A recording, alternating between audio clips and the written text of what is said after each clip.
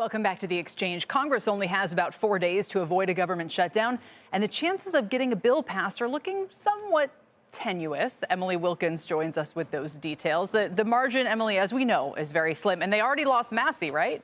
They did already lose Massey, Kelly. And, you know, there are two hurdles that Congress is going to have to overcome this week if they want to keep the government open. And the first is you identified. It's House Republicans. If you remember, for the last 2 years, Republicans, they have not been able to keep the government open without Democratic help. But this time might be different. Democrats are a hard no in the House. And Trump met with these holdouts last week to make the case that if the Department of Government Efficiency, DOGE, that they need the government to stay open so they can keep working. And some Republicans have bought on to that argument. You've seen some of the usual holdouts say they're going to back this bill. But as you mentioned, one Republican, Thomas Massey, he is opposed. He tweeted this morning that, quote, "Unless I get a lobotomy Monday that causes me to forget what I've witnessed in the past 12 years, I will be a no on the CR, that continuing resolution this week."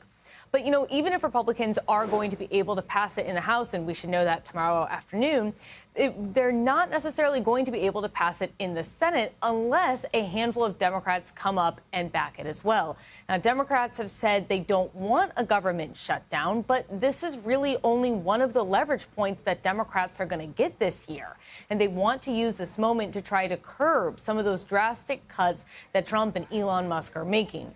Democratic Senator Alyssa Slotkin told Meet the Press yesterday that the president needs to follow the budget that Congress sets. Until I see some assurances that whatever we pass next week is going to ensure that the money is spent the way Congress intends, I'm going to withhold my vote until I see that.